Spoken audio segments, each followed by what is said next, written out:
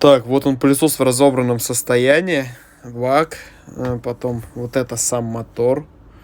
Там фильтры еще стоят.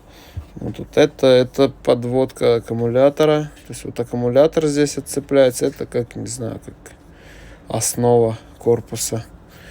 Так, по мощности 150 ватт. Такой вот фильтр есть. Его можно промывать водой. Вот. Все это собирается. Сейчас я покажу, как он в работе. Смотрите в следующих видео.